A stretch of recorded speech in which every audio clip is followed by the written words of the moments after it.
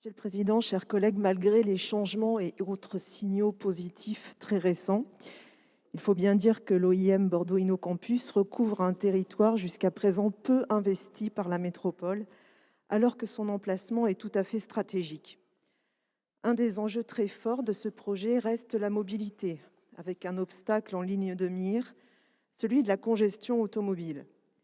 Le sujet de la mobilité est d'ailleurs majoritaire dans les avis exprimés par le public.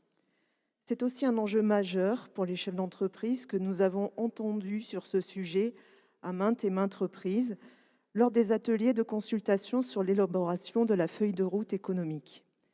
Rappelez-vous ce qu'ils nous ont dit, à savoir qu'une offre de mobilité inefficace ou défaillante était, avec les difficultés de logement, à la base de leur problématique de recrutement. L'inquiétude sur l'offre de mobilité est également retranscrite dans les conclusions de la commission d'enquête, puisqu'elle émet un avis favorable, mais avec une réserve de taille, celle de trouver une solution à l'augmentation du trafic automobile qui atteint les 25 500 véhicules par jour. Et attention, car ces 25 500 véhicules supplémentaires par jour, c'est uniquement les flux supplémentaires liés à l'OIM.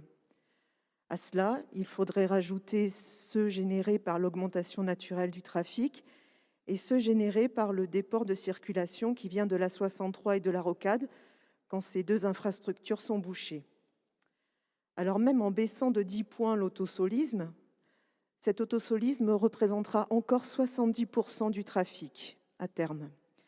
Peut-on vraiment se satisfaire de ce chiffre ?